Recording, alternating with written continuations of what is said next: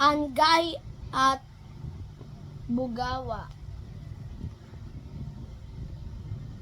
Makakatay ng isang baboy at ipapahid ang dugo nito sa mga mukha ng buong mag-anak. Pagkatapos ng kosday, kaniya magkakaroon ng pidyo o 5 araw ng pahinga. Kailangan matupad ang lahat ng ito, diin ni Kabunian. Nangako si Dakbongang sundin ang lahat ng utos ni Kabunian. Maingat niyang inipit ang mga butil ng palay sa kaniyang bahag at muling pumanaog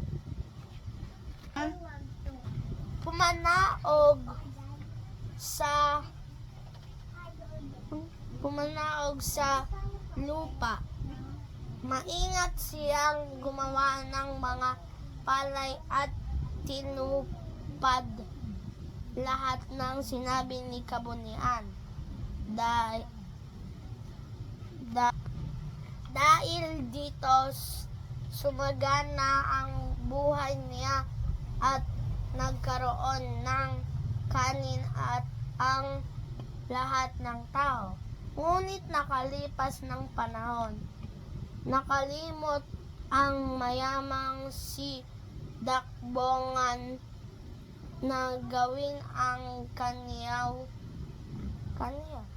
Nagalit si Kabunian at lumikha ng mga daga at upang kainin ang palay. Nagsisi si Dakbongan sa paglimot niya ng mga utos ng Diyos. Naawa naman si Kabunian, kaya lumikha siya ng mga pusa upang makain ang mga daga. Kaya nailigtas ang bigas at nagkaroon din ng daga at pusa sa mundo.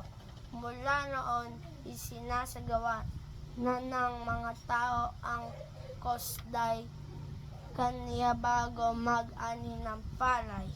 Goodbye. Thank you.